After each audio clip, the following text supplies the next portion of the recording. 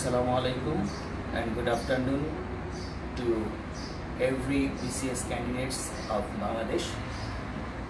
In the Corona crisis, we know we all are staying at home, so it's my aim to make you learn the BCS English portion despite staying at home safely. Okay, actually ইংরেজি বিসিএসে 30 marks যে grammatical portion, এরপরে 15 মার্কসের যে literature portion, এই দুটো অংশে খেয়াল করতে হয়। শনি সোম বুধে আমার একটা জেনারেল ক্লাস যায় বেসিক ইংলিশে, এখানে গ্রামার পোর্শন পাওয়া যাবে। তারপরে যদি রবি মঙ্গল বৃহস্পতিবারে প্রয়োজন হয় আমি গ্রামার ক্লাস দেব।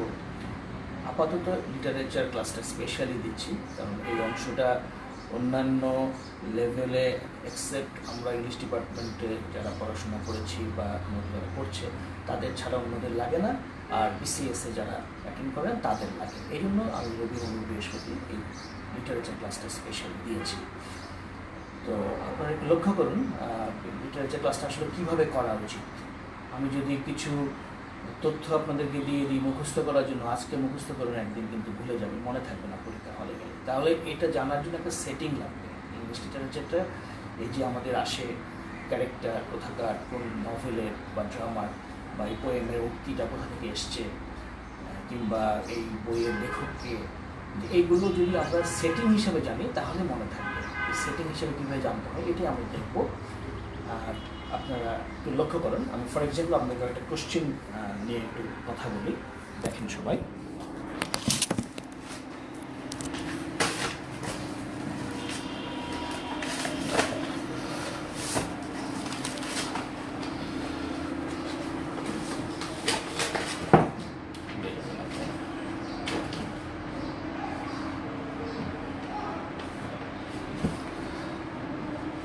দেখুন আমাদের প্রিভিয়াস কোশ্চেনগুলি যদি আমরা দেখি, আমাদের 12th বিসিএস যেটা ছিল, 12th এবং 10th এবং 12th বিসিএস এই কোশ্চেনটা এসেছিল যে who is the author of a farewell to arms. A farewell to arms, তার অথারকে এটা জানার জন্য। ডেফিনেটলি আপনি যদি এটা সঠিক উত্তর জানেন আর্নেস্ট হেমিংওয়ে, শেখার সময় আপনার মনে হবে যে আমি আর্নেস্ট হেমিংওয়ের এটা শিখে রেখেছি। একটু আপনাকে এক্সাম্পল দিই যে শুধু মুখস্থ করে রাখলে কীভাবে আপনি ভুলে যেতে পারেন, এটা দেখানোর জন্য আমি কোশ্চেনগুলো নিয়ে একটু আলাপ করছি। 12 বিসিএস এর আরেকটা কোশ্চেন ছিল, 12 বিসিএস এটা স্পেশালি পুলিশ উপরে যে কোশ্চেন ছিল সেটা ছিল আপনার who is the greatest modern English dramatist. The greatest modern English dramatist. তা আপনি এখানে অনেক ক্ষেত্রে নামগুলো মুখস্থ করেছেন। আপনি সঠিক উত্তর খুঁজতে গিয়ে এখানে পেলেন, সঠিক উত্তর হচ্ছে George Bernard Shaw. George Bernard Shaw বা জেবি শ। এই আনসার আপনি মুখস্থ করে রাখলেন। আপনি মুখস্থ করার কিছুদিন তো আপনার মনে থাকবেই। 12 বিসিএস এ আরেকটা কোশ্চেন ছিল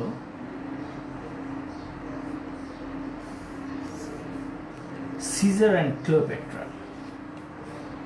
সিজার অ্যান্ড ক্লিওপেট্রার উপরে দেখা গেল যে এই কোশ্চেনটাই চেয়েছে যে Caesar and Cleopatra is what. এই ক্ষেত্রে Caesar and Cleopatra it's a play এবং এটা রিটেন বাই জেবি শ বা জর্জ বার্নার্ড শ। আর দুটা কোশ্চেন লিখে আপনাদের সাথে আমি কথা বলছি। 12 BCS পুলিশে আরেকটা কোশ্চেন ছিল, 12 BCS স্পেশাল, এখানে একটা কোশ্চেন ছিল, who is the modern philosopher who was awarded Nobel Prize? Modern philosopher and he was awarded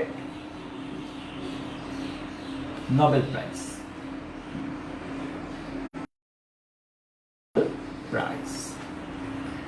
What's the name of this person?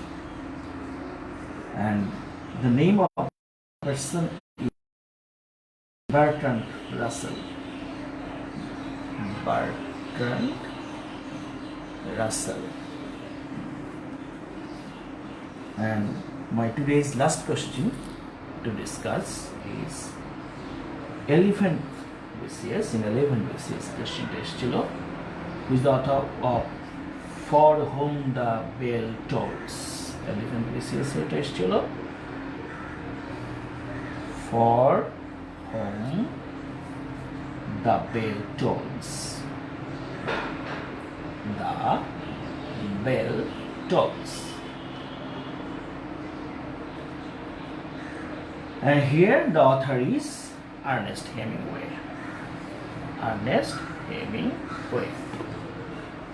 Actually আমি আপনাদেরকে এটা শেখাচ্ছি তা না, আমি আপনাদেরকে এটা নিয়ে আলোচনা করতে যাচ্ছি এই উদ্দেশ্যে যে কিভাবে পড়লে মনে থাকবে। যারা আমরা ইংলিশ ডিপার্টমেন্টের, তাদের জন্য এই কথাটা মনে আসার সাথে সাথে, চোখে দেখার সাথে সাথে মনে এসে যাওয়ার কথা, এই সেটিংয়ে এই সময়ের তিনি এই সময়ে এইটা লিখেছিলেন, তাই আমার মাথায় আসছে। Ernest Hemingway a farewell to arms লিখেছিলেন, উনি এত সালে ওনার জন্ম, এত সালে মৃত্যু, ওনার এইজটা এত, এই সময় এই হিসাবে লিখেছিলেন।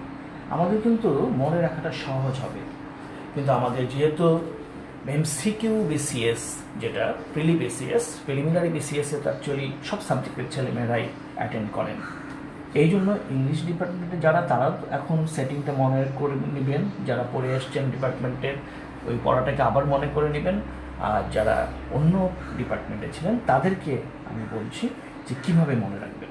দেখেন, এইভাবে যদি কোশ্চেনগুলো আপনি নিয়ে অথার এবং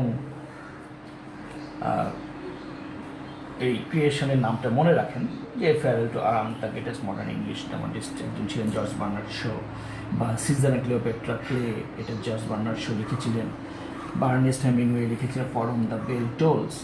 আপনি পড়ে গেলেন, প্রথমত হচ্ছে আপনার এই জিনিসটা আরেকবার না আসতে পারে, আপনারা দেখা গেল যে আর্নেস্ট হেমিংওয়ের না আসে অন্য একজনের আসলো, এটা একটা প্রবলেম।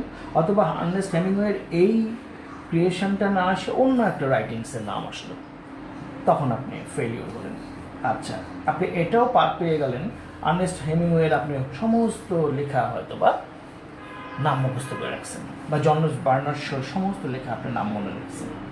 সমস্যা হলো অথার আর রাইটিংয়ের নাম আসলো না, আসলে এখানকার ক্যারেক্টারের নাম, তখন কি হবে, তাই না? তাহলে আপনাকে অন্য ডিপার্টমেন্টে পড়ার কারণে, যেহেতু ইংলিশ লিটারেচার আপনার পড়ার প্রয়োজন হয় নাই, দরকারও নেই, কিন্তু পরীক্ষা প্রস্তুতির স্বার্থে ইংলিশ লিটারেচার সম্পূর্ণভাবে ডিপলি না পড়লেও, প্রতিটা আইটেম এজ বাই এজ না পড়লেও, অন্তত একটা ধারাবাহিকতা আপনাকে মাথায় রাখতে হবে, যে ইংলিশ ছিল কোন এইজে কি কি এসেছিল, কোন কোন রাইটার কি কি লিখেছিলেন, তার মধ্যে ইম্পর্টেন্ট ক্যারেক্টারগুলো কি, এইটার সামারাইজেশনটা, just in short the theme, এটা মাথায় রাখতে হবে, এবং সেই সময়ের ভিতরে এই রাইটার কি কি লেখা লিখেছিলেন, কি প্রেক্ষিতে লিখেছিলেন। এইভাবে যদি মনে রাখেন তাহলে আপনার মনে থাকবে। নইলে আজকে আপনি এইভাবে এজ, বিভিন্ন সময়ের বিসিএসে কোন প্রশ্ন আসে মুখস্থ করলেন, কিংবা আপনি একজন জর্জ বার্নার্ড শো বা আর্নেস্ট হেমিংওয়ের লেখা ধরে সবগুলো লেখা মুখস্থ করলেন, কিন্তু আপনি যখন পরীক্ষা হলে যাবেন তখন দেখবেন যে আপনি কনফিউজড হয়ে যাচ্ছেন, কারণ এত মুখস্থ একসাথে গিয়ে আপনাকে কনফিউশন করে দেবে। একেবারেই চাইল্ডহুডে যে মুখস্থ করা যায় সেগুলো মনে থাকে, পরবর্তী প্রাপ্তবয়স্কতে এসে এইভাবে মুখস্থ মনে থাকে না। মুখস্থ মনে রাখার জন্য সেটিং লাগবে। যেমন হঠাৎ করে যদি কেউ দেখে জর্জ বার্নার্ড শ লিখেছে সিজার অ্যান্ড ক্লিওপেট্রা, তার তো একটু পরীক্ষা হলে গিয়ে কনফিউশন হবে যদি উনি ডিপলি ব্যাপারটা না জেনে থাকেন। কারণ আমরা জানি যে উইলিয়াম শেক্সপিয়ারের জুলিয়াস সিজার আছে, তাই না? যিনি একেবারেই জানেন না বা একটু একটু জানেন বা চর্চা করেন না, অথবা যিনি এর সেটিংটা ভালো করে পড়ে রাখেন নাই, উনি আজকেও যদিও মুখস্থ করে ফেলেন যে জর্জ বার্নার্ড শর নাটক হচ্ছে সিজার অ্যান্ড ক্লিওপেট্রা, কিন্তু একদিন হঠাৎ করে উনি ভুল করে উইলিয়াম শেক্সপিয়ার জুলিয়াস সিজারকে মনে করে এটাকে উইলিয়াম শেক্সপিয়ার যদি 4টা আনসারের মধ্যে একটা থাকে লিখে দিয়ে দিতে পারেন। এই জন্য আমাদেরকে ধারাবাহিকভাবে পড়াটাকে বুঝতে হবে। তো এই জন্য আমি আজকে আপনাদের জাস্ট এই অংশটা করলাম আমি আপনাদেরকে এই গুরুত্বটা বোঝানোর জন্য যে আমরা সেটিংটা কেন করব। এই জন্য আমি আজকে একটা ছোট্ট অংশের উপরে আলোচনা করব। তা আমাদের এতক্ষণ ছিল যে আমাদের previous BCS English questions, previous BCS English literature MCQ, এটা নিয়ে আমরা একটু জাস্ট দেখলাম যে আমাদের 10, 11, 12তে কী এসেছিল। এইভাবে আপনারা পড়ার পরে বিভিন্ন সালের নিয়ে আরও মডেল কোশ্চেন নিয়ে আপনারা সলভ করবেন, কোনো অসুবিধা নাই। সেটাতে কী হবে, ওই প্রশ্ন আসবে তা না, আপনি পিছনে যেটা ভালো করে পড়েছেন ওটা কেমন ভালো পড়া হয়েছে এইগুলো কারেক্ট করলে ওইটা যাচাই হবে না। এই প্রশ্নগুলির মতো আরও প্রশ্ন যদি আপনার পড়া থেকে আসে তাহলে পাবেন। তাহলে পড়াটা কীভাবে পড়তে হবে? অ্যাকচুয়ালি আমাদের যে ইংলিশ লিটারেচার এর তো একটা হিস্ট্রি আছে, তাই না? ইংলিশ লিটারেচার এর একটা হিস্ট্রি আছে। আমরা এতটুকু তো বুঝতে পারছি যে ইংলিশ লিটারেচার কারা করেন, কোনো একটা জাতির সংস্কৃতি থেকেই আসে, কালচার থেকে আসে। দ্য ইংলিশ জাতিরাই করেছে। কিন্তু এটা কোথা থেকে এসছে এত ডিপলি যদি ইংলিশ ডিপার্টমেন্টের স্টুডেন্টদের মতো জানতে নাও হয়, অন্তত কিছু সেটিং আপনার জানা দরকার। তা আপনার সংক্ষিপ্ত স্বল্প সময় প্রস্তুতির জন্য আমি প্রথমে আপনার খুব দরকারি অংশটা একটু দেখাচ্ছি, তারপরে আমি আস্তে আস্তে যাব যে কেন আপনাকে একটু পুরো ডিটেলস না হলেও কিছুটা ইন ব্রিফ হিস্ট্রি জানতে হবে, সে ব্যাপারে আমি একটু পরে কথা বলছি। অ্যাকচুয়ালি আমাদের দ্য বিগিনিং অফ ইংলিশ লিটারেচারটা কোন সময়, এই বিগিনিংটা একটু জানতে হবে, ঠিক আছে? The beginning of English literature, আপনি যদি বিগিনিং পিরিয়ডটা জানেন তখন আপনি এখান থেকে আস্তে আস্তে এক একটা এজ হিসেবে তখনকার প্রমিনেন্ট রাইটার্সদের বা পোয়েটসদের নাম জানতে পারবেন। তখন তাদের রাইটিংগুলোর নাম জানতে হবে। রাইটিংগুলোর নাম জানলে মনে থাকবে না, তাদের রাইটিংগুলো, পোয়েমসগুলো বা পরবর্তীতে স্টোরিজগুলো কী নামে ছিল জানার পর জানতে হবে কী বিষয়ে ছিল, কী কী ক্যারেক্টার ছিল, কী সেটিংয়ে ছিল, তখনকার পারিপার্শ্বিক, রাজনৈতিক, ঐতিহাসিক পরিবেশটা কী ছিল, তাহলে আপনার মনে থাকবে। শুধু লিস্ট পড়ে গেলে কিন্তু ভুলে যাবেন, পরীক্ষায় কনফিউজড হয়ে যাবেন, ঠিক আছে? অনেকেই কিন্তু এটা কাজটা করেন যে বিসিএস গাইড কিনে খালি পড়ছেন, কিন্তু পরীক্ষার হলে গেলে ভুলে যাচ্ছেন। কোচিং সেন্টার থেকে আপনার শিটের পর শিট নিয়ে আসছেন, শিট দিলে তো ছোটো বাচ্চা থেকে বিসিএস ক্যান্ডিডেটস পর্যন্ত, ইভেন আমরা যারা গার্ডিয়ান হয়ে গেছি বাচ্চাদের, তারাও খুব খুশি হয়ে যায় শিট দিয়ে। অ্যাকচুয়ালি শিট আপনার সমাধান নয়, শিট আপনার যাচাই। শিট আপনি পড়াটাকে যাচাই করার জন্য, অথবা আপনি পুরো পড়াটা করে আসার পরে ইন ব্রিফ মনে রাখার জন্য। কিন্তু আপনি পুরো পড়াটাই পড়লেন না, খালি শিট পড়ে আপনার মনে থাকবে না। এই জন্য শিট আপনি পড়লে যাতে কাজে লাগে সেই পটভূমিটা আমি আপনাদেরকে করে দিচ্ছি। সেটা কি, দ্য বিগিনিং অফ ইংলিশ লিটারেচারটা কখন থেকে, এই শুরুটা নাম অ্যাকচুয়ালি বিগিনিংই থেকে গেছে।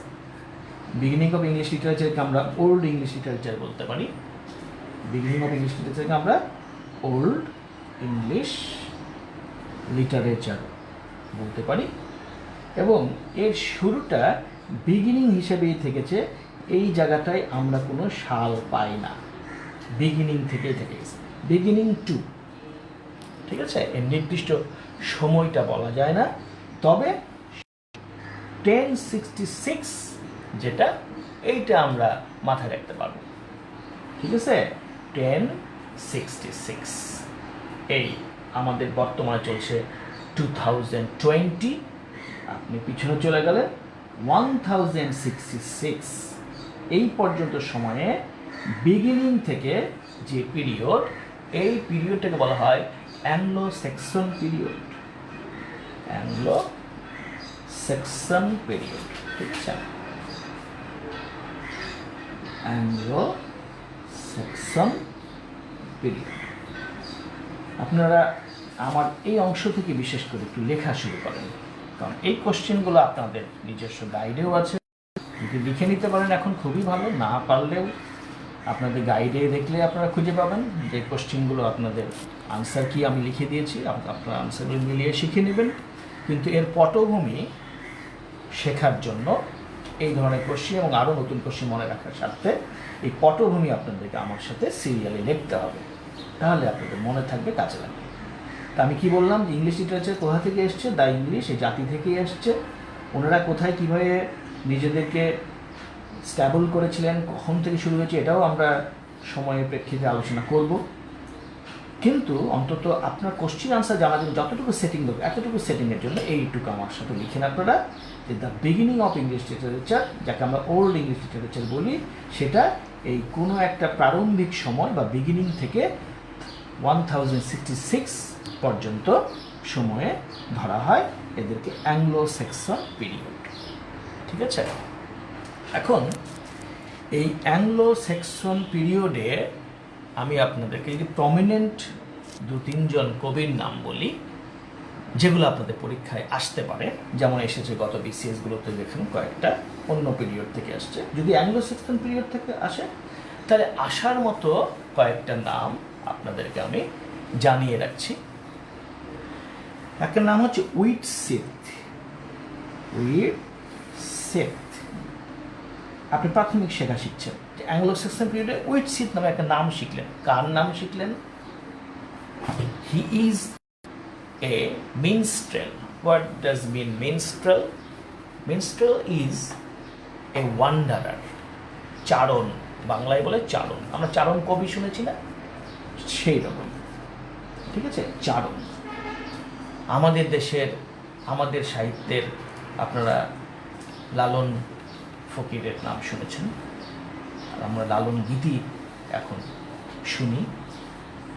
তো এই যে লালন যেমন চারণ কবি ছিলেন, ঘুরতে ঘুরতে প্রকৃতি থেকে আধ্যাত্মিক চিন্তাকে একত্র করে তার যে লেখা, তেমনিভাবেই প্রতিটা সাহিত্য actually, literature is the reflection of life and is the picture of the society around of an age.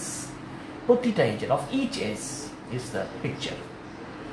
তো যদি আমরা ইংলিশ লিটারেচারের সেই ইয়েতে চলে যেতে চাই প্রারম্ভিক সময়, তখন একটা নাম পড়ে উইটসিথ। না, তখন আমাদের আধুনিক লেখকদের মতো কোনো লেখক বা রাইটার আসেন নাই, কোনো ড্রামাটিস্ট আসেন নাই। এবং আমরা এটাও একটু মনে করে নিই যে actually poet has come at the first in the literary world. সাহিত্য জগতে কবির জন্ম আগে, কারণ actually poem is the epic form or classic form of life and literature. জীবনের শুরুতেই আপনি সব কিছু, এখনও আমরা মানুষ হিসেবে ঘুরতে ঘুরতে কী করি? মনে আনন্দে গান গাই, দুঃখ পেলে গান গাই, আমরা কিছু একটা ভাবনা ভিতরে আসলে সুর দিয়ে প্রকাশ করি, কবিতা দিয়ে লিখি। এটাই আমাদের আগে আসে মনের মধ্যে। তো মানুষ মাত্রই এই ফর্মটা মানুষের ভিতরে আগে আসে। এই জন্য আমরা চারণ কবি হিসেবে উইটসিথকে তখন পাই। এরপর আমরা আরও একটি নাম মনে রাখি, ডিয়ার। DEOR, মাথায় রাখেন, ডিয়ার। আমি কিন্তু শুধু নাম বলছি, আর কিছু বলছি না। কাদের নাম বলছি? চারণদের নাম বলছি, তাই না? বা আমরা তাদেরকে দার্শনিক বলতে পারি, দার্শনিক কবিতা। একটা নাম রাখেন, মনে রাখেন, very much important for this is Beowulf. Okay, Beowulf মনে থাকবে নিশ্চয়ই। এবং আপনারা শুনেছেন, আপনারা তো লেখাপড়ার ভিতরেই আছেন, আপনারা জানেন। আপনাদের সাথে আমি আলোচনা করে আপনাদেরকে আমি সহযোগিতা করছি এগুলো কীভাবে মনে রাখা যায় সেইটা। তাহলে আমরা তিনটা কী কী নাম পেলাম? উইটসিথ, ডিয়ার, বেওয়ুলফ। এখন সমস্যা হতো না যদি এর পরের পিরিয়ডে নামগুলো এসে ভিন্ন করতো। আপনি একসময় এসে চসারের নাম পাবেন, জন ডানের নাম পাবেন, পোপের নাম পাবেন, আস্তে আস্তে আস্তে আস্তে আমরা রোমান্টিক এজে চলে যাব। তখন আপনি উইলিয়াম ওয়ার্ডসওয়ার্থের নাম মাথায় রাখতে হবে, কিটস, ওকে, কোলরিজের নাম মাথায় রাখতে হবে। তো এই এত নাম যখন মাথায় রাখবেন, এত রচনা, তখন তো বারবার পরীক্ষা হলে গেলে কনফিউজ হয়ে যেতে হবে। এই জন্য সেটিং মনে রাখতে হবে। এই জন্য আসলে আমরা খুব সংক্ষেপে এদের সম্পর্কে একটু জানলে পরে এদের নামটা আমাদের মনে থাকবে। আমাদের একটাই স্বার্থ এখন, শেখার জন্য, উপভোগ করার জন্য, জীবনের অনেক কিছুই আমরা সাহিত্য থেকে পড়ে বা অন্যান্য অংশ থেকে পড়ে জানবো, সেটা অন্য কথা। কিন্তু আমাদের পরীক্ষার স্বার্থে এখন একটাই স্বার্থ আমাদের, বিসিএস পরীক্ষার জন্য আমাকে এই নাম মনে রাখতে হবে। আর এই নাম আমি যাতে পরীক্ষার হলে গিয়ে কনফিউজ না হয়ে যায় পরবর্তী নামগুলোর ভিড়ে, তাই আমি এদের সম্পর্কে একটু একটু জানবো। সেটা ইংরেজি সাহিত্যে পড়ার জন্য যে বিষয় জানতে হয় বা উপভোগ করার জন্য যে বিষয় জানতে হয়, সেইভাবে না জানলেও সংক্ষেপে জানতে হবে পরীক্ষায় মনে থাকার স্বার্থে। আমি সেই সংক্ষিপ্ত জানাটা একটু আপনাদেরকে হেল্প করছি। তাহলে উইটসিথকে আমি কখন পেলাম? অ্যাংলো সেক্সন পিরিয়ডে পেয়েছি উইটসিথকে, ঠিক আছে? উইটসিথ এসেছিলেন অ্যাংলো সেক্সন পিরিয়ড, ওনার সম্পর্কে আমরা একটু জেনে রাখি, ঠিক আছে? তাহলে এখানে আমি আবার একটু আলোচনার স্বার্থে লিখছি এই হেডলাইনটা, অ্যাংলো সেক্সন পিরিয়ড। আপনাদের আজকের আলোচনা যে রুটিন আছে, দেখবেন আমার প্রতি সপ্তাহে রুটিন দেওয়া হয়, তাতে আমি আজকের আলোচনার এই অংশটা আমি আজকের রুটিনে রেখেছি। এটা হচ্ছে the Anglo Saxon period of English literature, ইংরেজি সাহিত্যের অ্যাংলো সেক্সন পিরিয়ড। তো আমরা একটু আগে শিখলাম যে আমাদের প্রারম্ভিক সময় এই পৃথিবীর ইতিহাসে এই বিগিনিং থেকে 10,066 এই পিরিয়ডটা হচ্ছে অ্যাংলো সেক্সন পিরিয়ড। এখানে আমরা একটা নাম পেয়েছি, উইটসিথ। ওনার সম্পর্কে একটু জানব। উইটসিথকে আপনারা মনে রাখার জন্য ওনার কয়েকটা টাইটেল মনে রাখেন। একটা হচ্ছে ওনাকে বলা হয় দ্য ফার ওয়ান্ডারার। উইটসিথকে আমরা কি বলতে পারি? পয়েন্টস আউট করেন আমার মতো। The far wanderer. ওয়ান্ডারার কি? অ্যাকচুয়ালি হি হু ট্রাভেলস, ঘুরে বেড়াতেন। এই জন্য ওনাকে আরেক ভাষা আমরা বলতে পারি ট্রাভেলার, ওকে? তো উনি এই ঘুরে বেড়াতে বেড়াতে এই শুরুর দিকে, এই বিগিনিং থেকে 10,066 এই পিরিয়ডের ভিতরে, হ্যাঁ, ওনাকে আমরা দেখি যে একজন পরিব্রাজক, যিনি ঘুরে বেড়াচ্ছেন, লিখে বেড়াচ্ছেন। অ্যাকচুয়ালি তখনও লেখা ফর্ম যে এসেছে তা নিশ্চিত নয়। প্রথমে ওনারা মুখে মুখে তৈরি করতেন, মানুষের কাছে সেগুলো জানাতেন, মানুষ আবার মুখে মুখে সেগুলোকে বাঁচিয়ে রেখেছিল। এভাবেই সব সাহিত্যে এরকমই হয়েছে। তো তিনি কি করলেন? অ্যাকচুয়ালি ওনার সম্পর্কে একটু জানি, যাতে আমরা মনে রাখতে পারি যে বিগিনিং বা 1066-এ উইটসিথ একজন ছিলেন। তো ওনার অ্যাকচুয়ালি নির্দিষ্টভাবে কোনো বই বা কবিতার নাম এখানে নেই। যেটা রয়েছে অ্যাকচুয়ালি উনি কি কি কাজ করেছেন, এই কাজের মাধ্যমে ওনাকে মনে রাখা। তো উনি যা যা লিখতেন, ওনার যে লেখার বিষয়গুলো, এটা তো ওনার জন্য টাইটেল, তাই না? আমি যেটা লিখলাম এখন ওনার জন্য টাইটেল, এই টাইটেলটা একবার মনে রাখেন। তারপরে ওনার যে সাবজেক্ট ম্যাটার, উনি যে বিষয়গুলি লিখতেন, ওনার সাবজেক্ট ম্যাটার, এবং পয়েন্টস আউট করেন। পয়েন্টস আউট করে আপনার পেজগুলো যদি থাকে, শিটগুলো, এইগুলো আপনার পরীক্ষার হলে যাওয়ার আগে রিভিশন করে গেলে ইনশাল্লাহ আপনি কমন পাবেন এবং মনে আসবে আপনার। আমি যে জিনিসটা গুরুত্ব দিচ্ছি, মনে আসা, এই পদ্ধতিটাই বেশিরভাগ মানুষ আমরা জানি না, কিন্তু মুখস্থ করে যে পরিশ্রম করছি, রাতের পর রাত পড়ছি, কবির নাম আর রাইটিংয়ের নাম পড়ে মুখস্থ করে ফেলছি। ও ছোটোবেলায় হয়, নামটা থেকে শুরু করে দেশের রাজধানী পর্যন্ত ঠোঁটস্থ করে ফেলা যায়। আস্তে আস্তে যত ব্রেনটা ম্যাচিউর্ড হবে, বোঝার শক্তি বাড়বে, মুখস্থ শক্তি কমে যাবে। এই জন্য আমাদেরকে বোঝার জন্য এই সেটিংটা করতে হবে, যাতে মনে থাকে।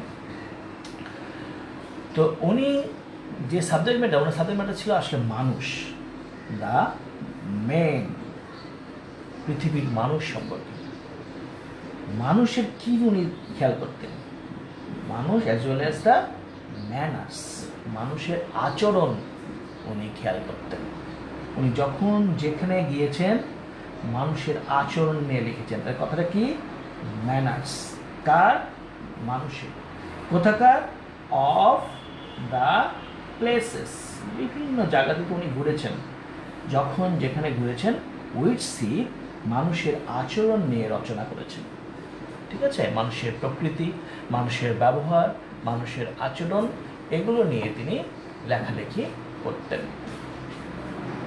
উনি অ্যাকচুয়ালি এই লেখালেখিটা গিয়ে পরবর্তীতে ওনার লেখালেখিটা একটা শিল্পের রূপ নেয়। ঠিক আছে, এই জন্য ওনার এই কাজটাকে বলা হয় দ্য মিনস্ট্রেলস গ্লোরিফিকেশন। কাজটাকে আমরা যে সাবজেক্ট ম্যাটারটাকে লিখছি, ওনার বিভিন্ন সময়ের যে কাজ, এটাকে আমরা একটু লিখে রাখি যে ওনার কাজটাকে, ওনাকে চারণ কবি বলা হয়। তাহলে উনি হচ্ছেন মিনস্ট্রেল। মিনস্ট্রেল মিনস চারণ, মিনস্ট্রেল। এই মিনস্ট্রেলের উজ্জ্বলতা বেড়েছে বা অত্যন্ত মানুষের কাছে গ্রহণযোগ্য হয়েছে তার নিজের যে শিল্প, of his own craft, of his craft. লেখাটাকে আমরা শিল্প বলি, ক্রাফট বলি। তাহলে আমরা এই কথা মনে রাখি যে উইটসলিথ, যিনি ম্যান অ্যান্ড ম্যানার্স নিয়ে লিখেছেন, ওনার লেখাটা এক সময় চারণ কবির একটা উজ্জ্বল কীর্তি বা কর্ম হিসাবে স্বীকৃতি পায়। তাই লেখা হয়েছে the minstrel's glorification of his craft. His বলতে তার নিজের যে ক্রাফট বা শিল্প। এবং এর জন্য উনি ঘুরে বেড়েছেন প্রচুর। এই ঘুরে বেড়াতে বেড়াতে আরেকটা কাজ হয়েছে, সেটা হচ্ছে মানুষকে ভালোবাসলে, আসলে মানুষ তো সৃষ্টি এবং শ্রেষ্ঠ সৃষ্টি স্রষ্টা। আমরা যখন একটা সুন্দর শার্ট দেখি বা অন্য কোনো পোশাক দেখি, আমরা সাথে সাথে বলি যে এটা কোন গার্মেন্টস বানিয়েছে বা কোন দোকান থেকে কিনেছে। ঠিক আছে, আমরা একটা সুন্দর ছবি দেখলে বলি যে এটার আর্টিস্টকে। একইভাবে যিনি মানুষ নিয়ে ডিল করছেন, তখন তো উনি মানুষকে ভালোবাসতে বাসতে মানুষকে যিনি তৈরি করেছেন স্রষ্টা, তার প্রেমে পড়ে গেছেন। এই জন্য ওনার এই মানুষের ম্যানার নিয়ে, যাকে প্রথমে চোখে দেখে উনি লিখেছেন বা লিখেন নাই, রচনা করেছেন মনে মনে, মুখে মুখে এবং মানুষের কাছে পৌঁছে দিয়েছেন, সেই লেখাগুলো বা তৈরিগুলো, সৃষ্টি, লেখা বলবো না, আমি সৃষ্টি বলবো, যেহেতু ব্রেনেই থেকেছে, মুখে মুখে এটার ব্যাপ্তি ঘটেছে। তো সেইগুলো করতে গিয়ে উনি অ্যাকচুয়ালি পরে ওনার একটা ওয়ান্ডারিং সার্চ হয়ে গেছে, বিস্ময়কর। ঠিক আছে, এবং ওয়ান্ডারিং সার্চ হয়ে গেছে, উনি খুঁজতেই থাকছেন সবসময়ের জন্য। ওয়ান্ডারিং সার্চ বা একটা বিস্ময়কর অনুসন্ধান হয়েছে কিসের জন্য? For a general Lord, for a general Lord. General বলতে এখানে common, general Lord, that is god. আমরা গডকে বা ক্রিয়েটরকে আমরা এখানে বুঝব।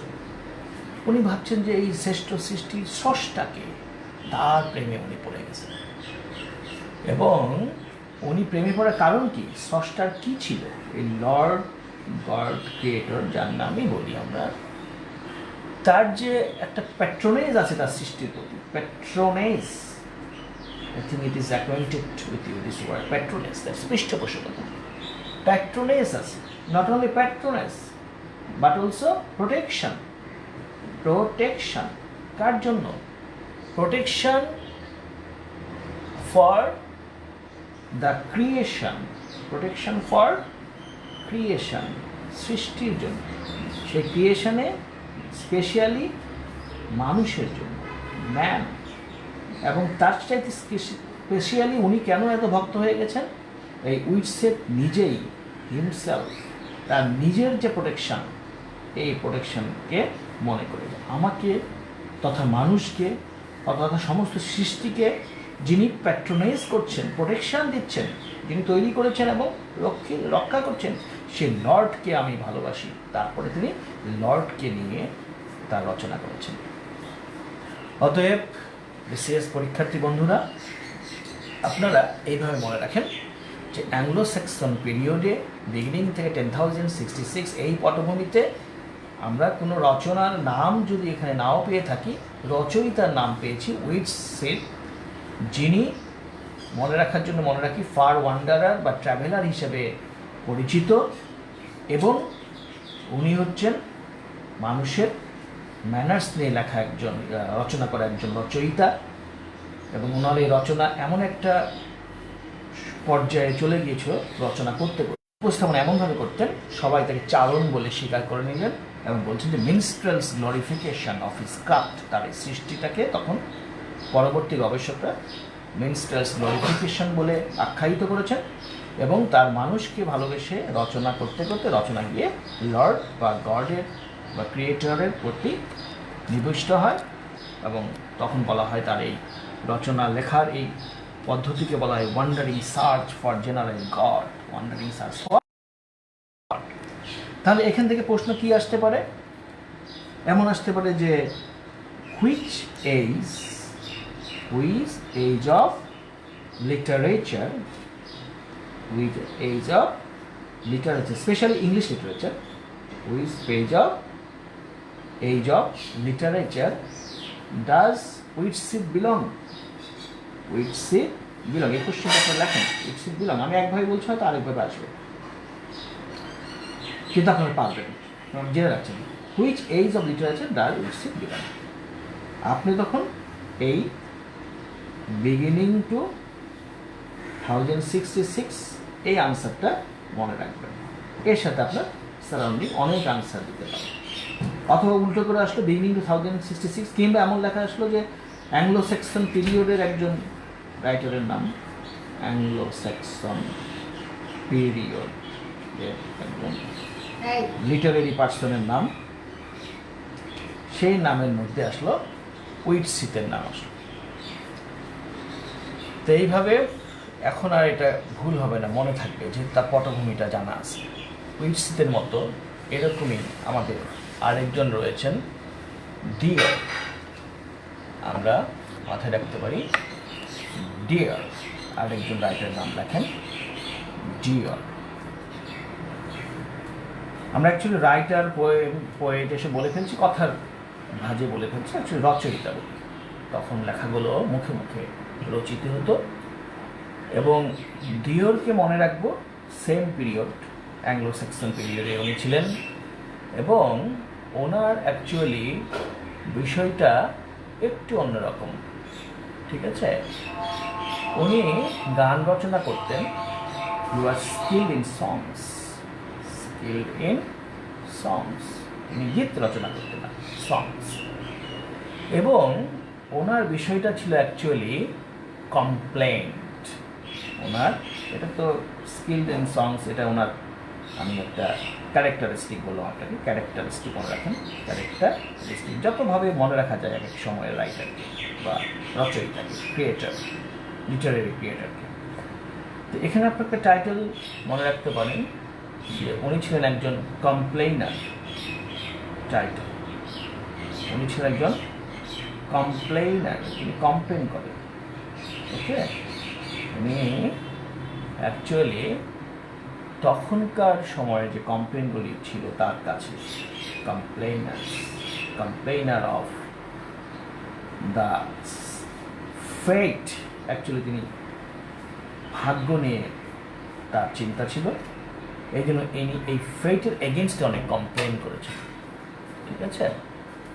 তাহলে আমরা উইটসিডকে মনে রাখবো ওয়ান্ডারার হিসাবে, আর ডিয়ারকে মনে রাখবো আমরা কমপ্লেনার হিসাবে। তো উনি অ্যাকচুয়ালি কী কী কমপ্লেন করেছেন এটা একটু মনে রাখি, তাহলে আমার ডিওরের নামটা মনে থাকবে। যে আমি মাথায় রাখি ওনার রচনার সাবজেক্ট ম্যাটারটা, এটাকে আমরা হেডলাইন দিই সাবজেক্ট ম্যাটার। ডিওরের সাবজেক্ট ম্যাটার কী ছিল? Deor complains against the unjust dismissal. Okay, dear লিখেন, এগুলো কিন্তু লিখলে কাজে লাগবে। Complains against his unjust dismissal, his unjust, ওনার প্রতি ভাগ্য যা কিছু আনজাস্টিস করেছেন উনি সেটার প্রতি কমপ্লেন করতেন। তবে এইটাকে তিনি এখানেই থেকেছিলেন না, এটাকে তিনি মেনেও নিয়েছিলেন। এখানে তিনি এটাকে আবার মেনেও নিয়েছেন।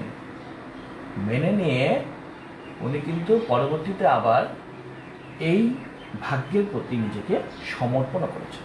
তবে উনি ছিলেন একজন কমপ্লেইনার। উনি কমপ্লেইন করেছিলেন এগেনস্ট হিজ আনজাস্ট ডিসমিজাল, আচ্ছা অবিবেচক সেই ফেটের প্রতি। কিন্তু তিনি পরবর্তীতে আবার দেখা যাচ্ছে যে এই সমস্ত আনজাস্টিসকে উনি রিকল করছেন। ওনার লেখার মধ্যে রিকলিং, উনি আবার আরেকটা কাজ করছেন, রিকলিং। একটা ছিল কমপ্লেনিং, একটা ছিল কমপ্লেনিং সাবজেক্ট ম্যাটার, একটা ছিল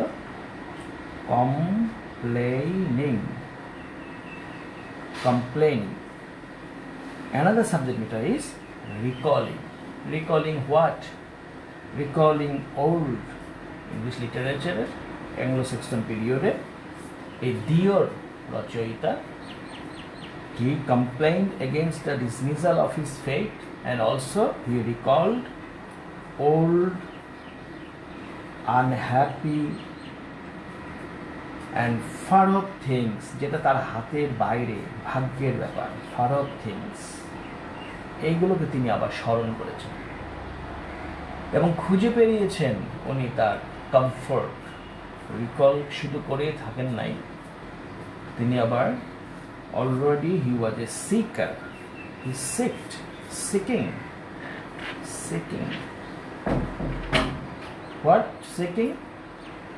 seeking his comfort in the refrain, seeking comfort in refrain, অর্থাৎ উনি তার নিজের এই কমফোর্ট খুঁজেছেন এইগুলোকে মেনে নেওয়া এবং এর প্রতি তার আত্মসমর্পণ। তাহলে এই দিওরকে আমার মনে রাখবো তিনটা ব্যাপার। ওনার সাবজেক্ট কে ছিল? ফার্স্ট হচ্ছে কমপ্লেনিং, উনি কমপ্লেন করেছেন ওনার ভাগ্যকে, উনি যা কিছু ভাগ্য থেকে বঞ্চিত হয়েছেন তা। এরপর উনি আবার জীবনের যে সমস্ত old unhappy far of things রয়েছে এগুলোকে উনি স্মরণ করেছেন, স্মরণ করে নিজেকে সমর্পণ করে তৃপ্তি নিয়েছেন বা খুঁজে বেরিয়েছেন। সিকিং, কমফোর্ট খুঁজেছেন কিসের মাধ্যমে? রিফ্রেনের মাধ্যমে। ঠিক আছে, এই তিনটা পটভূমিতে আমরা দিওরকে মনে রাখবো। যদিও তার কোনো রচনার নাম এখানে আলাদা নেই, কিন্তু আমরা এইভাবে দিওরকে এখানে খেয়াল রাখতে পারি। অতএব আমরা যদি লিখি, এমনও হতে পারে যে আমি এজ দিলাম, আপনার নাম আসলো, এজ আসলো, তাহলে আপনাকে কিন্তু আমি যদি লেখা থাকে যে one of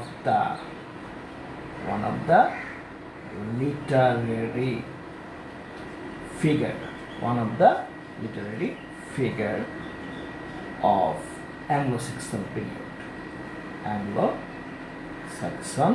period, one of the literary figure of Anglo-Saxon period. অনেকের নাম থাকবে, আমরা এখানে অনেকের নামের মধ্যে একটা নাম রাখি দেয়ার। আর একটি রচয়িতার নাম দিয়ে আপনাদের সাথে আমার আলোচনা শেষের দিকে চলে আসবে, সেটা হচ্ছে বেওলফ। Now we will keep in mind about Beowulf, and this figure is very much important to get common question from this age. Beowulf, the most remarkable work in Anglo-Saxon history, heroic poetry. ওনার যে কাজগুলো, বেওলফের যে কাজ, বেওলফ নামে আপনারা বই কিনবেন, তো সেই বইয়ে দেখবেন যে এই বেওলফের কাজকে বলা হয়, এখানে একটা বৈশিষ্ট্য হিসেবে মনে রাখেন বেওলফকে মনে রাখার জন্য, যে দ্য মোস্ট রিমার্কেবল ওয়ার্ক, এটা সবচেয়ে মনে রাখার একটা সৃষ্টি ইন অ্যাংলো-স্যাক্সন হিরোইক পোয়েট্রি। কোথায়? In Anglo-Saxon heroic poetry. Okay, Anglo-Saxon heroic poetry. What is heroic poetry? বীর গাথা, যে লেখায়, যে কবিতা সমগ্রে হিরোইজমের কথা বলা হয়েছে। কিসে হিরোইজম আমরা পরে জানি। কখনকার হিরোইজম? অ্যাংলো-স্যাক্সন পিরিয়ডের হিরোইজম। কোথায় পাওয়া যায়? বেওলফ রাইটিং, বেওলফের লেখায়। ঠিক আছে, মোস্ট রিমার্কেবল ওয়ার্ক এটার বিষয়বস্তুটা আপনি মনে রাখেন। Subject matter. তাহলে আপনার মনে থাকবে যে এই সময়ে কোন লেখাটা কেন এসেছিল, সেটিং মনে রাখলে মনে থাকবে। এই সময়টা অ্যাকচুয়ালি বেওলফ যে রাইটিংটা, ওনার রাইটিংটা ছিল তখনকার প্রেক্ষিতে, তখনকার সময়ে, তখনকার সমাজের দা অর্দি বা যোগ্য যুক্তি যেগুলো ছিল, দ্য অর্দি কজ, দ্য অর্দি বা যুক্তিযুক্ত কারণগুলো, কজ কাদের জন্য, কজগুলো কাদের ছিল, দ্য অর্দি কজ বা যুক্তি ছিল of protecting the weak, protecting the weak against the wicked, against the wicked। আপনারা দেখবেন যে যুগে যুগে ধর্মের ক্ষেত্রে বলেন, দর্শনের ক্ষেত্রে বলেন, ইতিহাস ঘাটে আমরা দেখব বিভিন্ন অঞ্চলের বিভিন্ন ভাষাভাষীর জাতিতে বিভিন্ন সময় বিভিন্ন মহাপুরুষ বা বিভিন্ন বড় মানুষেরা এক একজন এক একভাবে এসেছেন। কেউ লেখা নিয়ে এসেছেন, কেউ রচনা নিয়ে এসেছেন, কেউ এসেছেন ধর্ম নিয়ে, সবটাই কিন্তু মানুষের কল্যাণের জন্য। তো বেওলফ যে সময়ের, সেই সময়টা হচ্ছে অ্যাংলো স্যাক্সন পিরিয়ড। এই সময়ে সমাজে যারা নিগৃহীত হতো, দ্য উইক, এই উইকদের পক্ষে দাঁড়ানোর জন্য বেওলফ। কাদের বিরুদ্ধে? এগেন্স্ট দ্য উইকেট, যারা দুষ্ট চক্র ছিল। এই দুষ্ট চক্রদের দ্বারা নিষ্পেষিত অর ডমিনেটেড যারা ছিল, অর এক্সপ্লয়েটেড, সেই দুর্বল মানব জাতিকে, যারা দুর্বল ছিল মানুষদের মধ্যে, এই শোষক জাতির কবলে, তাদেরকে প্রোটেক্টিং দেওয়ার জন্য যে যুক্তিটা, সেই হিরোইক পোয়েমটাই আমরা বেওলফ থেকে পাই। এবং বেওলফ কোনো এক সময় তার লেখাতে পাওয়া যায় যে তিনি তার দেশের এবং দেশের মানুষের কল্যাণের জন্যই নিজেকে সমর্পণ করেছিলেন। He laid his life for the welfare, কাদের জন্য? of the country, দেশের জন্য, and countrymen, এই সমস্ত মানুষের জন্য। কাজেই তাকে অ্যাকচুয়ালি বলা হয় sterling character of high moral. টাইটেলে যদি আমি চলে যাই, তাহলে সেই টাইটেলের ক্ষেত্রে লিখতে পারবো, টাইটেলটা হবে the Sterling character,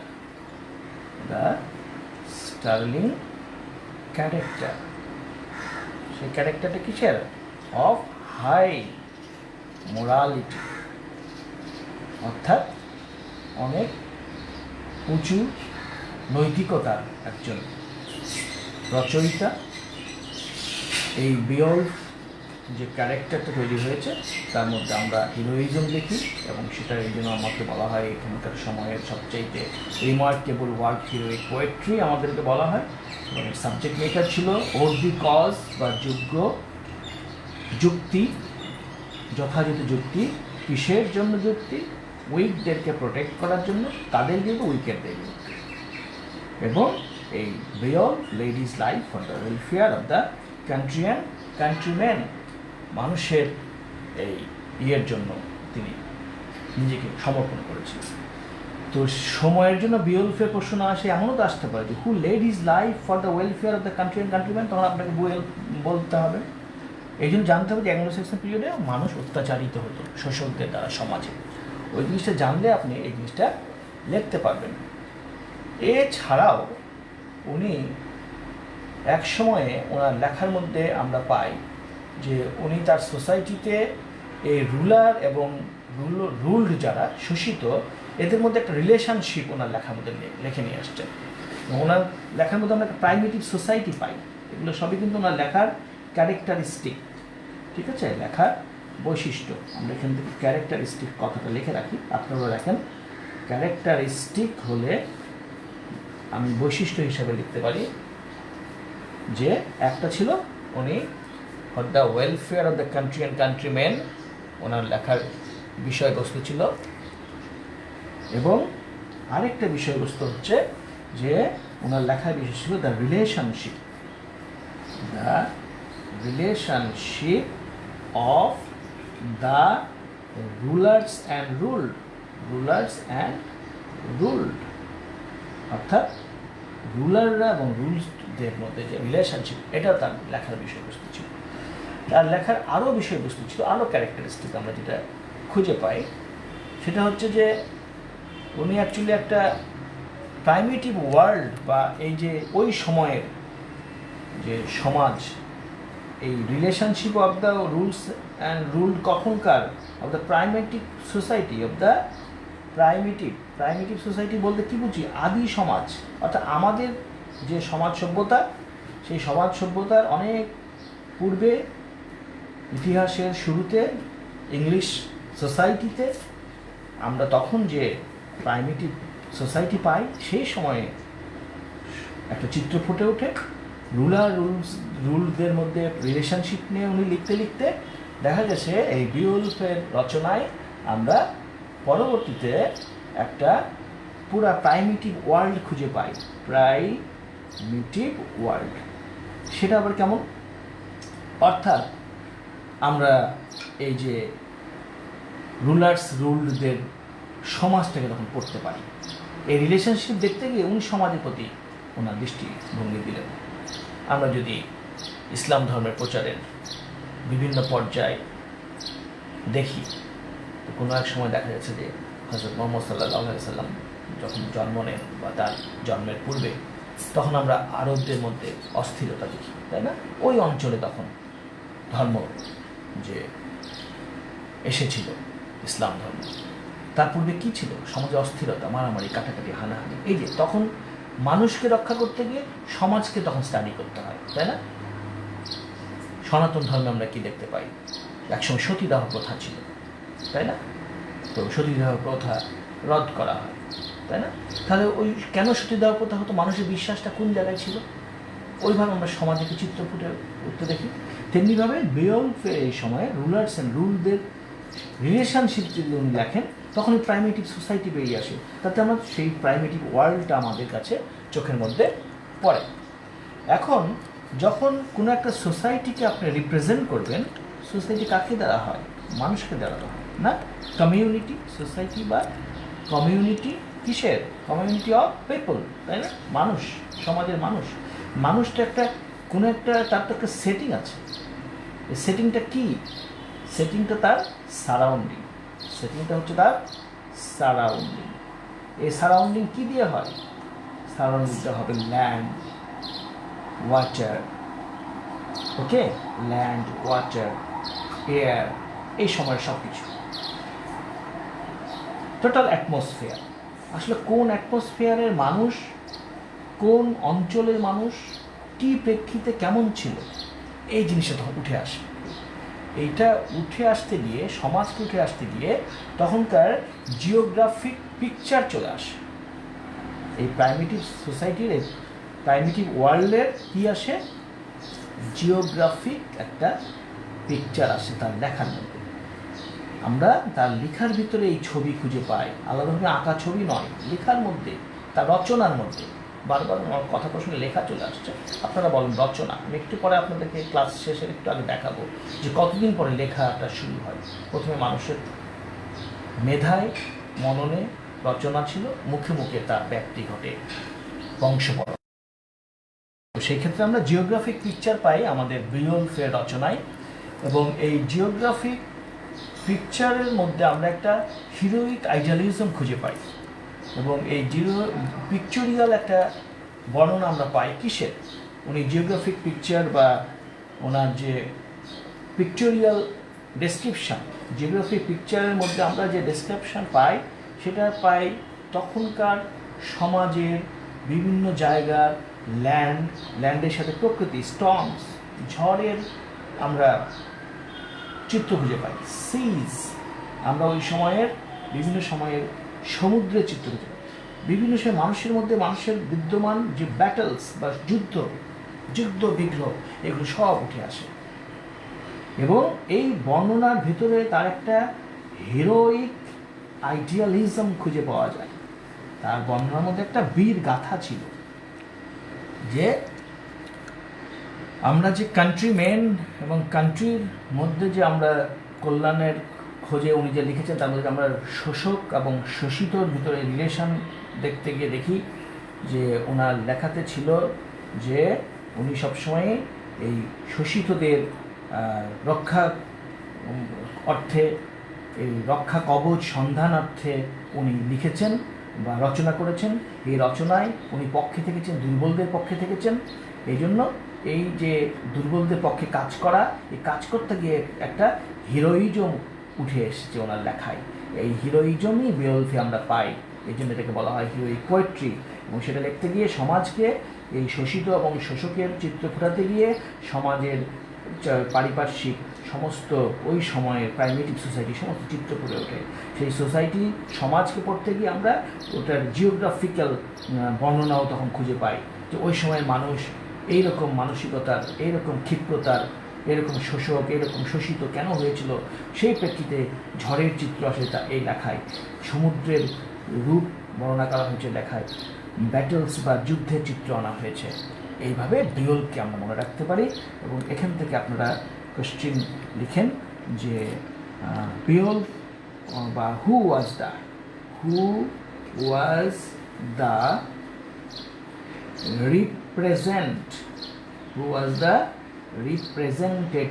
representative of the heroic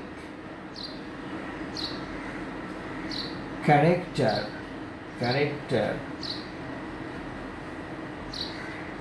for the weak of the society। সমাজের দুর্বলদের প্রতি কোন রচনা থেকে, কার রচনা থেকে আমরা খুঁজে পাই একটা হিরোইক ক্যারেক্টার, কোন রচনায়? তখন আমরা বলবো বিওলফের রচনায় আমরা খুঁজে পাই। এটা বিভিন্নভাবে ঘুরিয়ে প্রশ্ন আসতে পারে, ঠিক আছে? এবং এর সাথে একটা কমন কোশ্চেন আপনাদেরকে আমি এখানে থ্রো করতে চাই যে একটা আমরা গ্রুপ পেলাম। কি গ্রুপ পেলাম? আমরা এখানে 3টা গ্রুপ পেয়েছি। গ্রুপ 3টা হচ্ছে, আমরা পেয়েছি উইটসিথ, আমরা পেয়েছি দেওর, আমরা পেয়েছি বিওলফ। তো এই গ্রুপটা represent the age of the Anglo Saxon period. এখানে আরেকটা প্রশ্ন পাওয়া যাচ্ছে, অ্যাংলো স্যাক্সন পিরিয়ড। এবং পিরিয়ডটা কোন সময়ের? পিরিয়ডটা হচ্ছে beginning of the English literature to 1066 এই পিরিয়ডে। এখন এই গ্রুপটা আপনার, এটা একটা আনসার। এখন আপনাকে 4টা দিল পোর্শন, উইটসুইথ, চসার অ্যান্ড শেক্সপিয়ার। আপনার দিল পো, ড্রাইডেন অ্যান্ড কেটস। এরকম আপনাদের কয়েকটা করে দিল, ওয়ার্ডসওয়ার্থ, কোলরিজ অ্যান্ড ব্লেক। কারা রিপ্রেজেন্ট করে? তখন আপনি এই গ্রুপটা দিলেন। উইটসিথ, ডিওর অ্যান্ড বিওলফ ছিল অ্যাংলো স্যাক্সন পিরিয়ড। তাহলে বুঝছেন তো যে আমাদেরকে কিভাবে মনে রাখতে হবে, সেটিং কেমন মনে রাখতে হবে। এবং সেই সময়ের বলে নির্দিষ্ট কোনো বই, রাইটার, ভুরি এমন পাওয়া গেল না। ওই সময় আমরা এই 3জনকে প্রমিনেন্ট অবস্থায় পেয়েছি, এই 3জনের রচনাকে পেয়েছি। আমরা যত এগিয়ে যাব, আমার পরবর্তী সেশন আছে টুইসডে 3টার সময়, আপনারা দেখবেন যে ওখানে আমি মিডিল এজ ইংলিশ লিটারেচার আলোচনা করব। এরপরে আমি চলে যাব বৃহস্পতিবারে রোমান্টিক এজে। এভাবে এজের পর এজ যদি আমি আপ টু মডার্ন লিটারেচার পর্যন্ত আপনাদের কাছে সেটিং তুলে ধরতে পারি, আমার এই ইংরেজি টার্ম সাথে বাংলা ভাষী হিসেবে বাংলা ভাষায় বলছি, আমার ইংলিশ ডিপার্টমেন্টে পড়ে আসা বা ইংলিশ ডিপার্টমেন্টে এখনও পড়ছে ভাই বোনদের বলছি যে তোমরা পুরোটাই ইংলিশে নিতে পারবে কথা, অন্যরাও পারবেন, আমি সবার প্রতি সম্মান রেখেই বলছি। তবুও যেহেতু ওনারা অন্য সাবজেক্ট পড়ে এসছেন, তার সুবিধার জন্য আমি ইংলিশ টার্মগুলোকে বাংলা ভাষাতে বুঝিয়ে গল্পের মতো করে উপস্থাপন করছি, যেটা মাথার মধ্যে থাকলে একসময় এই যে কোনো প্রশ্ন তারা আনসার করতে পারবে। কিন্তু যদি বাচ্চাদের মতো কোচিং সেন্টারের শিট নিয়ে সেখানে মুখস্থ করেন, আর কোচিং সেন্টারে ক্লাসে বসে স্যার আপনাকে মুখস্থ করালো, এতে আপনি খুব মুগ্ধ হয়ে যান, তাহলে ঠকে যাবেন। স্যার আপনাকে বারবার একটা নাম বলছে, আপনি বইয়ের নাম বলছেন, এটা আপনার সাময়িক, অনেক নাম যখন একসাথে ভিড় করবে, অনেকগুলো ক্যারেক্টার, তখন কিন্তু আপনি ভুলে যাবেন, কোশ্চেন পেয়ে কনফিউজ হয়ে যাবেন। এই জন্য আপনাকে আমি সেটিং মনে রাখার পরামর্শ দিব। Setting, character, society, surrounding, age. Society সেই সময়ে কেমন ছিল, রাইটার কী লিখেছেন, কী প্রেক্ষিতে, কী ঘটনায়। এখন আমরা প্রাথমিক হিসেবে কম পেলাম, আস্তে আস্তে আমরা আরও বেশি পাবো যখন পরবর্তী আলোচনা করব। মনে রাখার জন্য আপনি একটু সিরিয়াল মনে রাখেন, সিরিয়ালটা যাতে আপনার মনে থাকে, এই জন্য আপনাকে আমি একটা সিরিয়াল হিন্টস দিচ্ছি। এই সিরিয়াল হিন্টসটা পেয়ে গেলেই আপনার জন্য সুবিধা হবে মনে রাখতে। সেটা হচ্ছে আসলে এই যে আমাদের অ্যাংলো সেকশন লিটারেচার, এটার গ্রোথ অ্যান্ড টাইপসটা একটু দেখেন। এই যে অ্যাংলো সেকশন আমরা এতক্ষণ পড়লাম, এটা যদি আপনি গ্রোথ অ্যান্ড টাইপসটা একটু দেখে রাখেন, দেখবেন যে আপনি তাড়াতাড়ি জিনিসটাকে আয়ত্তে আনতে পারবেন। একেবারে শুরুতে, অর্থাৎ এই যে আমি আপনাদেরকে বলছিলাম, আমরা বিগিনিং টাইমটা আমরা হিস্ট্রিতে খুঁজে পাই না, এই যে বিগিনিংই লেখা আছে, বিগিনিং টু 1066, এই যে অ্যাংলো সেকশন পিরিয়ড। এই পিরিয়ডটাতে আসলে প্রথমে তৈরি হয়েছিল পোয়েট্রি, তৈরি হয়েছিল। এবং এই পোয়েট্রিটার জায়গাগুলো কোথায় জানেন? এই পোয়েট্রি তৈরি হয়েছিল জায়গাগুলো ছিল ইন জার্মানিয়া, ওখানে তৈরি হয়েছিল। এবং কবে? Before settlement. কাদের settlement? Before settlement of the English. ইংলিশটা হচ্ছে ইংলিশরাই তৈরি করেছে, তাই না? কিন্তু তাদের হিস্ট্রি তো আছে, এটা জানলে আপনার মনে থাকে যে পোয়েট্রি এই 1066 শুরু থেকে শুরু করে একেবারে 1066 এই পিরিয়ডের মধ্যে প্রথমে জার্মানিয়াতে ইংলিশরা সেটেল হওয়ার আগে ওরা পোয়েট্রি তৈরি করলো।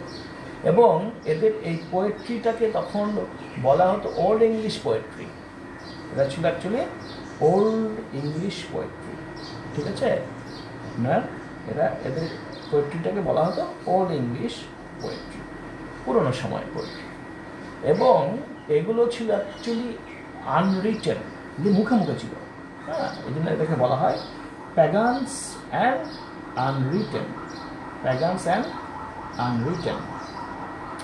No prose. আমি যদি এখানে প্রোজের কথা বলি, তাহলে এই জায়গাটা তখন নো প্রোজ, তখনও গদ্য আকারে আসে নাই। মানুষ যদি রচনা করতেন, এরকম মুখে মুখে গীতি কবিরা বলতেন, মানুষেরা শুনতেন। এরপর এই পোয়েট্রি একবার তৈরি হলো জার্মানিয়াতে বিফোর সেটেলমেন্ট, আরেকবার তৈরি হলো আফটার সেটেলমেন্ট। কোথায় সেটা কিন্তু অন্য জায়গায়, ঠিক আছে, ব্রিটেনিয়াতে, আফটার সেটেলমেন্ট। তাহলে আমরা বুঝতে পারছি যে কোথায় গিয়ে সেটেল হয়েছিল আমাদের এই English nation, the settlement, after settlement of বা ইন ব্রিটেনিয়া, ব্রিটেনে, ঠিক আছে, ব্রিটেনে সেটেল হয়েছে। এবং তাদের তখন যে রচনাগুলি করেছেন তারা, আগেরটা যদি আমি ওল্ড ইংলিশ বলি, তো একবার এই পিরিয়ডের মধ্যে জার্মানিতে ইংলিশটা সেটেল হওয়ার আগে যেগুলো লিখেছেন বলা হচ্ছে old English poetry, pagan and unwritten, তখন কোনো প্রোজ হয় নাই। পরবর্তীতে যখন ব্রিটেনিয়াতে সেটেল হয়ে গেল ইংলিশ জাতি, অফ দ্য ইংলিশ, এরা তখন যে রচনাগুলো করেছেন ওগুলিকেও আমরা ওল্ড ইংলিশ লিটারেচার বলবো। আমার মতো করে এভাবে একটু লিখেন, তাহলে আপনার মনে থাকবে। ওল্ড ইংলিশ আমরা পোয়েট্রি বলবো, ওল্ড ইংলিশ পোয়েট্রি। কিন্তু এগুলোও আবার আগের মতোই প্যাগান অ্যান্ড আনরিটেন, এগুলো আপনাদের জ্ঞাতার্থে বলছি যে এগুলো তখনও মুখে মুখে চলছিল এবং এটা চলতেই থাকে, কন্টিনিউ, এই প্রক্রিয়া চলতে থাকে। এবং এই সময়েও নো প্রোজ, তখনও কোনো রচনা আসে নাই গদ্য হিসাবে, চলছে, পোয়েম চলছে। এরপরে তারা কি করলেন, এই যে তাদের ব্রিটানিয়াতে সেটেলমেন্টের পরবর্তীতে ওনারা কনভার্ট হয়ে গেলেন, ওনাদের কনভার্সন ঘটলো। After the conversion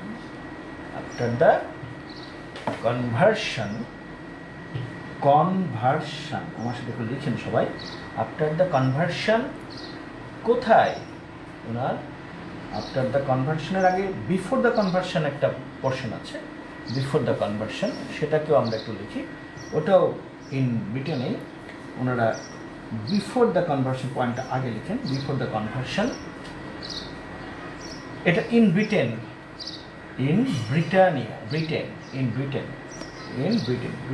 before the conversion in ব্রিটেনের যে কনভার্সন ঘটলো, তাদের কনভার্ট হলেন ওনারা।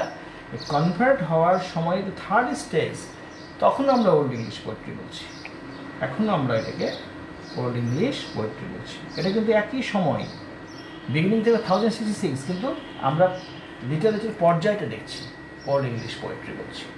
তবে ইংরেজিগুলো তখন আর লিটারেচারগুলো প্যাগান থেকে যায় নাই, তখন সেগুলো সেকুলার হয়ে গেছে। সেকুলার মিনস ধর্মনিরপেক্ষ, তখন পর্যন্ত কোনো ধর্মের আওতায় আসে নাই, মানবতার কথাই বলছে, সেকুলার হয়ে গেছে। কিন্তু এগুলা লিরিক্যাল ছিল, গীতি কবিতা ছিল এবং রিটেন, এই যে লেখা শুরু হয়ে গেল, এই পর্যায়ে এসে কিন্তু রিটেন পর্যায়ে আসলো। তার আগে পর্যন্ত কিন্তু মুখে মুখে চলছিল, ঠিক আছে, আনরিটেন ছিল। এখানে এসে কিন্তু রিটেন পর্যায়ে আসছে। এইখানে এসেও কিন্তু নো প্রোজ, কোনো গদ্য আমরা খুঁজে পাই না।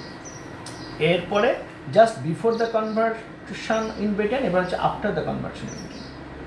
After the conversion in Britain, যখন কনভার্ট করলেন তারা ব্রিটেনে, এরপরে এর ফোর্থ স্টেজে তখন আমরা যে লিটারেচার পাই, ওল্ড ইংলিশ ঠিকই থাকছে পোয়েট্রি, তখনও এটা ওল্ড ইংলিশ পোয়েট্রি আমরা বলছি, ওল্ড ইংলিশ পোয়েট্রি বলছি, কিন্তু এই পোয়েট্রিকে আমাদেরকে বলতে হবে সেকুলার পোয়েট্রি। তখন পর্যন্ত কিন্তু এগুলো থাকছে আপনার সেকুলার। তবে সেকুলার পোয়েট্রির পাশাপাশি আমরা খ্রিশ্চিয়ান পোয়েট্রিও তখন খুঁজে পাই, কিন্তু আমরা খ্রিশ্চিয়ান অ্যান্ড সেকুলার পাবো। খ্রিশ্চিয়ান কেন?